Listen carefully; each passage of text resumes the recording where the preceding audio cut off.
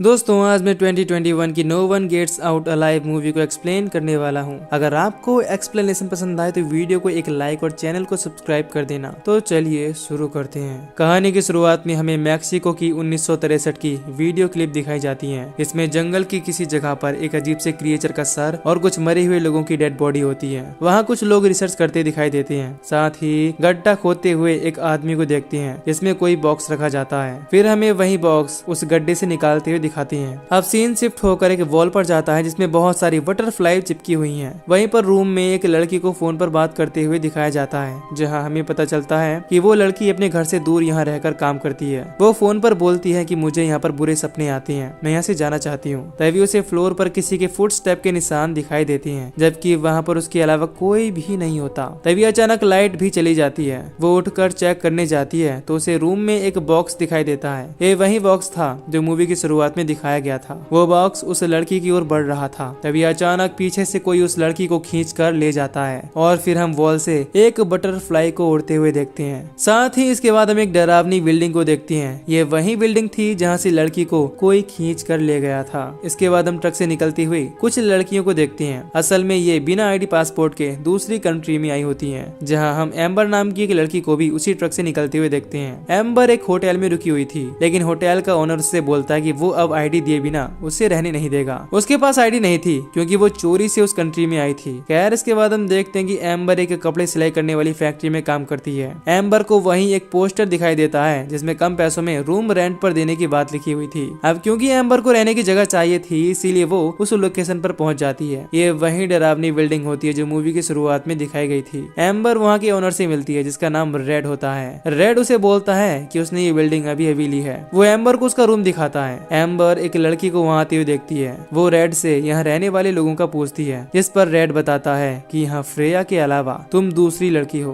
Red amber को वहाँ के रूल्स बताता है कि यहाँ लड़के अलाउ नहीं है। 9 बजे के बाद कोई मेहमान नहीं, न ही स्मोकिंग और कोई पेट एनिमल भी नहीं। अब एम्बर को रूम अच्छा लगता है क्योंकि उसके पास कम पैसे थे और रहने की जगह भी नहीं थी। इसके बाद रेड एम्बर से 1 मंथ का एडवांस मांगता है। एम्बर के पास कोई दूसरा ऑप्शन नहीं होता, इसीलिए वो रेड को एडवांस रेंट दे देती है। अब सोते समय एम्बर अपनी माँ का सेव किया हुआ वॉइस मैसेज सुन रही होती है। तभी उसकी नजर फ्लोर पर बनी छोटी विंडो पर पड़ती है, जहाँ वो देखती है कि वहाँ रहने वाली लड़की फ्रेया रो रही है। इसके बाद एम्बर की माँ को दिखाया जाता है जो बहुत बीमार थी। वो एम्बर से बातें कर रही होती हैं। तभी हम एम्बर के सर पर माँ का हाथ देखते हैं। वो अपनी माँ को बहुत याद करती है। अगले सीन में हम एम्बर को रूम से बाहर गेट लॉक करते हुए देखते हैं। एम्बर जब लाइट ऑन करती है तो देखती है कि उसके हाथ में एक अजीब कलर लग गया है। वो इग्नोर करती है और वहाँ से चली जाती है। एम्बर जैसे ही वहाँ से जाती है लाइट अपने आप ऑफ हो जाती है। अब नीचे जाते हुए एम्बर को फ्रेया दिखती है। वो फ्रेया को अपना नाम बताकर बोलती है कि रेड ने मुझे बताया हम दोनों ही यहाँ रहते हैं। इस पर फ्रेया बोलती है कि रेड तो कुछ भी बकवास बोलता है। ये बोल वो ऊपर चली जाती है।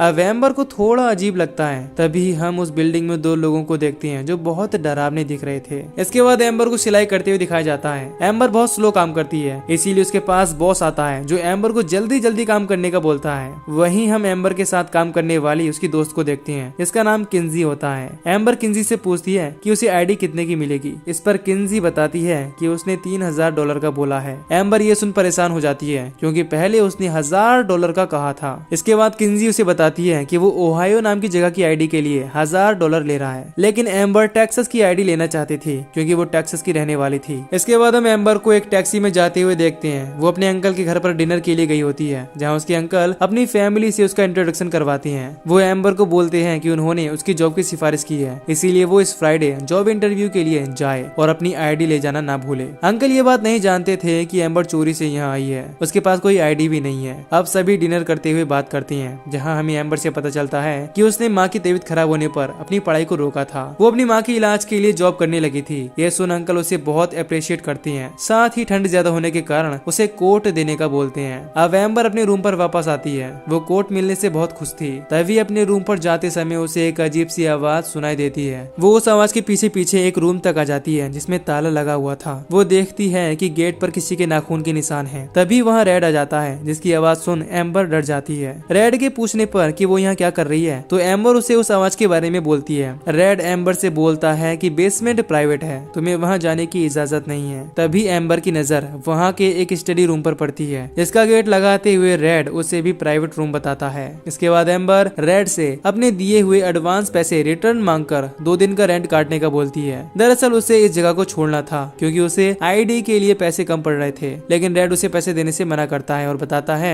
कि उसने पैसे घर की मरम्मत करवाने में खर्च कर दिए हैं। अब एम्बर रूम में जाकर अपने पास रखे कुछ पैसे गिनती है, लेकिन तभी उसे किसी लड़की की रोने की आवाज सुनाई देती है। उसे लगता है कि फ्रेया किसी बात से दुखी है, इसीलिए वो नीचे वाले फ्लोर पर जाकर फ्रेया के रूम को नॉक करती है, लेकिन वो रूम ओपन होता है। एम्बर को वहाँ कोई दिखाई नहीं देता। तभी उसकी नजर गेट पर लगे कलर पर जाती है। ये वही कलर था जो एक दिन उसके गेट से हाथ पर लग गया था। एम्बर इतना ध्यान नहीं देती और वहाँ से चली जाती है। तभी हम उस रूम में किसी को खड़ा हुआ देखते हैं जो परछाई की तरह था और सिर्फ उसकी आंखें दिखाई दे रही थी, जो कि बहुत ही डरावनी थी। इसके बाद एम्बर किचन में जाती है और वो अपनी आंखें बंद करके माँ के बारे में सोचने लगती है। उसकी माँ उससे हॉस्पिटल में बातें कर रही होती है कि तुम यहाँ रहकर खुश हो या नहीं। इस पर एम्बर कुछ जवाब देती कि तभी उसकी माँ उसे कोने में रखे बॉक्स के बारे में पूछती है। एम्बर उस बॉक्स को देखती है जिसके बाहर से हाथ निकलते हुए दिखाई देता है और तभी एम्बर की डर के मारे नींद खुल जाती है। दरअसल ये एम्बर का एक नाइटमेयर था। अगले सीन में हम देखते हैं कि एम्बर अपने बॉस से कुछ पैसे एडवांस मांगती है, लेकिन बॉस उसके काम से खुश नहीं था, इसीलिए वो उसे पैकिंग के काम में लगा देता है। काम करते हुए एम्बर को ऐसा महसूस होता है कि जैसे उसकी माँ उसके पीछे है। इसके बाद वो अपनी फ्रेंड किंजी के साथ बार में होती है। एम्बर किंजी को बताती है कि उसे आईडी की सख्त जरूरत है क्योंकि उसका फ्राइडे को जॉब इंटरव्यू है। इस पर किंजी उसे कुछ पैसे उधार देने का बोलती है और ये सुन एम्बर बहुत खुश होती है। इसके बाद एम्बर उसे अपने पास रखे कुछ पैसे देकर उसे आईडी बनवाने का बोलती है। अब एम्बर अपने घर जाते हुए बहुत खुश होती है क्योंकि उसका आईडी वाला काम होने ही वाला था। खैर अब रास्ते में जैसे जैसे एम्बर आगे बढ़ती जाती है वैसे ही लाइट ऑफ होती जाती है, जो कि उसे बहुत अजीब लगता है। तभी हम पीछे उसकी माँ को देखते हैं। एम्बर जैसे ही घर पहुंचती है तो वो बेसमेंट में एक आदमी को उसी गेट पर सर पटकते हुए देखती है, लेकिन वो उसके पास ना जाकर अपने रूम में चली जाती है। तभी उसके गेट पर किसी के चलने की आवाज आती है। तभी वो आदमी उसके गेट पर हाथ मारता है और एक अजीब तरह का कलर गेट पर लगा देता है। एम्बर डर जाती है, इसीलिए वो नीचे चेक करने जाती है। अब एम्बर को नीचे किचन में 2 लड़कियां दिखाई देती हैं जो कि यहाँ रहने आई हुई थी। वो दोनों अपना नाम बताती हैं। एक लड़की का नाम मारिया और दूसरे का नाम पेट्रा होता है। एम्बर उनके साथ बात करते हुए स्मोक करती है। तभी वहाँ रेड आ जाता है और उन्हें ऊपर अपने रूम में जाने का बोलता है। इसके बाद एम्बर रेड से कहती है कि तुमने कहा था यहाँ सिर्फ लड़कियां रहती हैं, लेकिन मैंने एक आदमी को नीचे देखा जो गेट पर सर पटक रहा था। इस पर रेड उसे बताता है कि वो उसका भाई बेकर है, उससे कोई चिंता की बात नहीं है, केवल वही यहाँ रहता है। इसके बाद एम्बर को ऊपर से पार्टी करने की कुछ आवाजें आती हैं। तभी एम्बर चोरी से उस स्टडी रूम में चेक करने जाती है। वहाँ उसे रेड और बेकर की फोटो दिखती है, साथ ही बटरफ्लाई की तस्वीर और ब्लैक मैजिक से रिलेटेड सामान दिखाई देता है। एम्बर अब वहीं रखे म्यूजिक प्लेयर के हेडफोन को लगाकर सुनती है, जिसमें एक आदमी बोल रहा होता है कि ये बलि एक रस्म की बलि है, तुम बच्चों, बूढ़ों और औरतों को हमें सौंप देना, जिसके बाद तुम्हें आशीर्वाद मिलेगा। ये सुनकर एम्बर को बहुत अजीब लगता है। वहीं वो रेड के पेरेंट्स की फोटो देखती है और एक बुक में रखी डरावनी तस्वीर जिसमें वही बॉक्स होता है। तभी उसे एक और तस्वीर दिखती है जिसमें रेड के पेरेंट्स उस बॉक्स के पास बैठे होते हैं। तभी अचानक म्यूजिक बजता है और एम्बर डर जाती है, जिसके कारण वो तस्वीर उसके हाथ से गिर जाती है। उसे लगता है कि गेट पर कोई है, लेकिन वहाँ कोई नहीं था। फिर एम्बर अपने रूम में चली जाती है। इसके बाद अगली सुबह एम्बर किंजी को फोन करती है, लेकिन वो उसका फोन नहीं उठाती। वो आज उसे आईडी देने वाली थी। अब एम्बर फैक्ट्री में जाती है और अपने बॉस से किंजी का पूछती है। वहाँ उसे पता चलता है कि किंजी ने वहाँ काम करना छोड़ दिया है। अब एम्बर अपने बॉस से उसका पता पूछती है, लेकिन बॉस कंपनी पॉलिसी के रहते उसे पता नहीं बताता।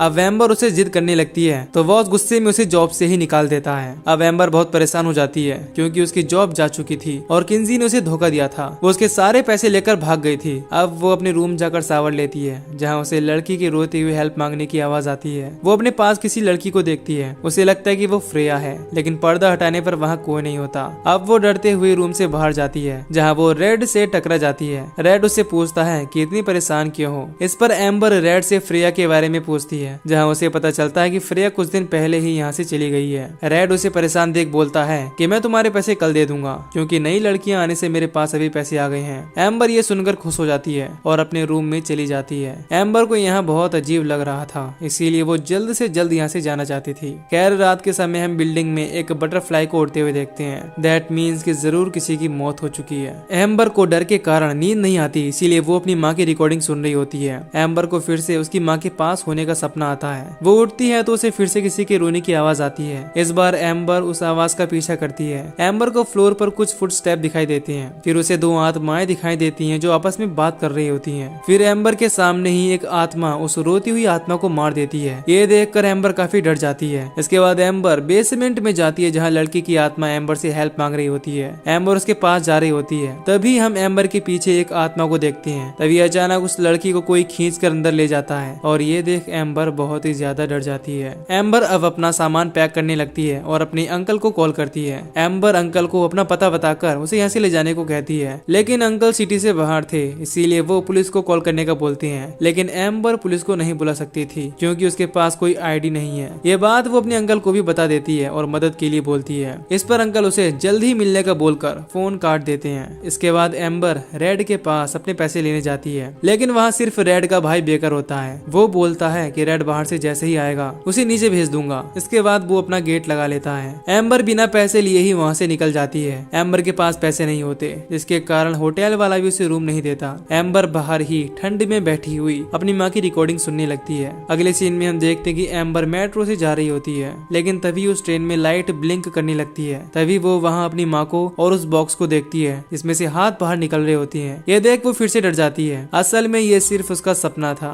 अब एम्बर एक कैफे में बैठी रेड के आने का वेट कर रही होती है। तभी वहाँ रेड आता है और उसे बताता है कि पैसे घर में ही रखे हैं, तुम वहाँ आकर ले सकती हो। अब क्योंकि एम्बर वहाँ दोबारा नहीं जाना चाहती थी, इसीलिए उसे यहीं पर पैसे देने का बोलती है। रेड बताता है कि उसके डिपॉजिट पैसे रिटर्न करने की बात को लेकर बेकर से उसका झगड़ा हुआ है। साथ ही बताता है कि बेकर का दिमाग ठीक नहीं है, पर बचपन में उसने मेरा बहुत ख्याल रखा था। खैर अब एम्बर को अपने पैसे लेने के लिए मजबूरन उस घर में वापस जाना पड़ता है। अब घर पहुंचने के बाद रेड एम्बर को बोलता है कि उसके पैसे उसी के रूम में रख दिए हैं। वहाँ मारिया और पेट्रा भी होती हैं। एम्बर अपने रूम में जाती है, वहाँ उसे कोई भी पैसे नहीं दिखते। वो बहुत परेशान हो जाती है। तभी रेड वहाँ आता है और बोलता है कि ये घर थोड़ा अजीब है क्योंकि मेरे फादर पागल थे। वो खोद खोद कर चीजें इकट्ठा करते थे। उन्होंने मेरी माँ को भी मार डाला था। ये सुने एम्बर वहाँ से जाने लगती है, लेकिन रेड उसे जाने नहीं देता। रेड उसे बोलता है कि मैं तुम्हारे पैसे देने वाला था, तुम चुपचाप यहाँ से चली जाती, लेकिन तुम पहले ही चली गई। लेकिन तुमने बाद में मुझे कॉल करके बहुत बड़ी गलती की। अब बेकर को तुम्हारी जरूरत है। अब रेड एम्बर को वाइन पीने का बोलता है,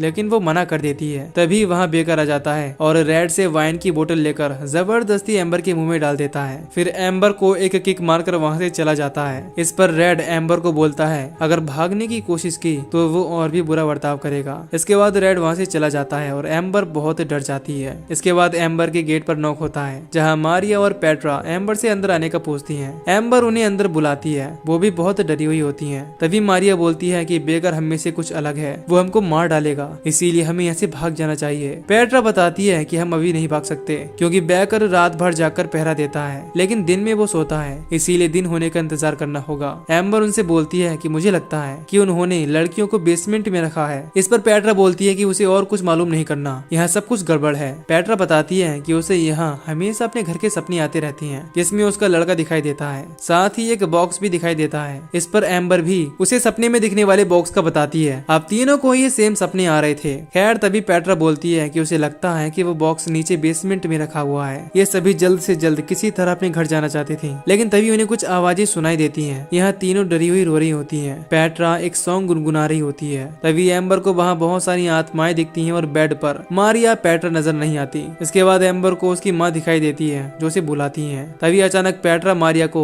रेड और बेकर उठाकर ले जा रहे होते हैं। उन दोनों को बचाने के लिए एम्बर रेड को धक्का दे देती है, लेकिन बेकर एम्बर को मारकर रूम में बंद कर देता है। तभी उनके गेट पर रिंग बजती है। रेड नीचे जाकर देखता है तो वहाँ एम्बर के अंकल आए हुए थे। अंकल रेड से एम्बर के बारे में पूछते हैं, लेकिन रेड पहचानने से इनकार कर देता है। तभी अंकल को अंदर एम्बर का कोट दिखाई देता है। वो समझ जाते हैं कि एम्बर जरूर किसी मुसीबत में है। तभी एम्बर विंडो का कांच तोड़कर अपने अंकल को आवाज लगाती है, जिस पर अंकल रेड को धक्का मारते हुए घर के अंदर जाती हैं। जैसे ही अंकल एम्बर के गेट पर पहुंचते हैं, तभी वहाँ बेकर आ जाता है और अंकल को बहुत बेरहमी से मार डालता है। इसके बाद बेकर रेड को बोलता है कि वो जल्दी एम्बर को तैयार करे। यहाँ हम देखते हैं कि बेकर मारिया को अंदर ले जा रहा होता है। यहाँ रेड एम्बर को ब्लैक मैजिक के लिए तैयार करते हुए उसकी बॉडी में कलर लगाता है। एम्बर उससे पूछती है कि क्या वो उसे मार डालेंगे। रेड उसे बोलता है कि हम तुम्हारे साथ यही करने वाले हैं। एम्बर उससे ये सब करने का कारण पूछती है, जिस पर रेड बताता है कि ऐसा करने से बेकर की तबीयत सही रहती है। हमारे पास दवाई के पैसे खत्म हो गए थे, इसीलिए हम इस घर में आए। साथ ही रेड बताता है कि उसके फादर ने भी बहुत लड़कियों को मारा और मेरी माँ को भी नहीं छोड़ा, इसीलिए हमने अपने फादर को मारकर यहाँ से जाना बेहतर समझा। लेकिन बेकर की तबीयत बिगड़ने लगी, इसीलिए उसके बोलने पर हम घर में वापस आए। लेकिन अपने फादर की तरह हम सब वैसा नहीं करना चाहते थे जैसा वो करते थे। लेकिन इसके बाद बेकर ने उस बॉक्स के साथ टाइम बिताना शुरू कर दिया। फिर वो भी फादर की तरह ये सब करने लगा और मुझे इस सब में उसकी मदद करनी पड़ती है। इस सब से उसकी हालत पहले से काफी सुधर चुकी है। इसके बाद रेड बताता है कि बेकर बोल रहा था कि ये सब बस कुछ ही बार करने की जरूरत है, उसके बाद हम ये सब बंद कर सकते हैं। इसके बाद एम्बर रेड को यहाँ से निकल जाने का बोलती है, लेकिन रेड उसकी कोई बात नहीं सुनता। एम्बर उसे बहुत रिक्वेस्ट करती है, तभी वेकर वहाँ आता है और ब्लैक मैजिक करते हुए उसे उठाकर ले जाता है। एम्बर को वहाँ बहुत सारी लड़कियों की आत्माएं दिखाई देती हैं। बेकर उसे बेसमेंट में ले जाता है और एक पत्थर पर उसे लेटाकर बांध देता है। फिर वो उस बॉक्स को ओपन करके चला जाता है। वहाँ बहुत सारी बटरफ्लाई उड़ती हुई दिखाई देती हैं। तभी वहाँ एम्बर के अंकल उसे बचाने आ जाते हैं। वो दोनों उस रूम से भागने की कोशिश करती हैं, लेकिन वो दूसरे रूम में पहुंच जाती है, जहाँ फिर से उसे उसकी माँ दिखाई देती है। इसके बाद एम्बर को हम उसी पत्थर पर लेटे हुए देखते हैं, साथ ही उसके सर पर लाल कलर लगा हुआ था। दरअसल वो ये सब अपने सपने में सोच रही थी कि उसे बचाने अंकल आए हुए हैं। इसके बाद हम उस बॉक्स से एक अजीब क्रीचर को बाहर निकलते देखते हैं। एम्बर अभी भी सपने में अपनी माँ के साथ थी। उसकी माँ उसे अपने पास रहने का बोल रही होती है। इधर वो क्रीचर एम्बर के सर पर अपना हाथ रखता है, जो कि बहुत डरावना दिख रहा था। तभी एम्बर को सपने में ही उसकी माँ मारने की कोशिश कर रही होती है, लेकिन वो सपने पर काबू करती है। इसके बाद एम्बर सपने में अपनी माँ को ही मार डालती है। ऐसा करने पर वो क्रीचर वहाँ से वापस बॉक्स में चला जाता है। इसके बाद एम्बर उठकर उस बॉक्स का ढक्कन बंद कर देती है, जिसमें उसे उस क्रीचर का डेड सर दिखाई देता है। एम्बर वहाँ से बाहर निकलती है तो उसे लड़कियों को पीटने की आवाज आती है। इसीलिए एम्बर स्टडी रूम में रखे एक हथियार को उठाकर अपने रूम में आ जाती है। वहाँ बेकर पेट्रा को मार रहा था। तभी बेकर को उसी समय अजीब महसूस होता है, इसीलिए रेड को बाहर चेक करने का बोलता है। जैसे ही रेड गेट ओपन करता है, एम्बर उस पर हमला कर देती है और रेड वहीं बेहोश हो जाता है। लेकिन बेकर एम्बर को धक्का दे देता है और उसका पैर तोड़ देता है। वो एम्बर को मारने ही वाला होता है, तभी पेट्रा पीछे से बेकर को धक्का मारकर वहाँ से भागने लगती है। लेकिन बेकर पेट्रा को पकड़ लेता है और उसे नीचे फेंक देता है, जिससे उसकी बुरी तरह से मौत हो जाती है। अब बेकर एम्बर को घसीटकर रूम से बाहर मारने वाला होता है, लेकिन एम्बर एक नुकीली चीज उठा लेती है, जिससे वो बेकर के गले को काट देती है और फिर अंदर से वही हथियार लाकर उसके सर पर मार मार कर उसकी जान ले लेती है। अब इसके बाद वो वहाँ से जा रही होती है, लेकिन रेड अभी भी जिंदा था। इसीलिए गुस्से में एम्बर रेड को उसी पत्थर पर लिटा देती है जहाँ वो क्रीचर आता है और रेड की गर्दन अलग कर उसे मार देता है। आगे हम देखते हैं कि एम्बर को रेड की आत्मा दिखाई देती है। फिर अचानक एम्बर का टूटा हुआ पैर सही हो जाता है, साथ ही उसके सारे घाव भर जाते हैं। उसे अपने अंदर एक अजीब सी शक्ति महसूस होती है, जिसका मतलब वो क्रीचर जो काम बेकर से करवाता था वही अब एम्बर से करवाएगा। यानी अब एम्बर उस मॉन्स्टर उस क्रीचर की स्लेव है, क्योंकि एम्बर ने रेड को उस क्रीचर के हवाले कर दिया था, जिससे एम्बर ने काइंड ऑफ उस क्रीचर को बलि दी थी। और इसी के साथ ये मूवी यहीं पर खत्म हो जाती है। तो दोस्तों, अगर आपको इस मूवी की एक्सप्लेनेशन पसंद आई हो तो वीडियो को लाइक और चैनल को सब्सक्राइब कर दीजिए। बाकी मैं मिलूंगा आपसे न्यू वीडियो में। Till then take care, love you, bye bye.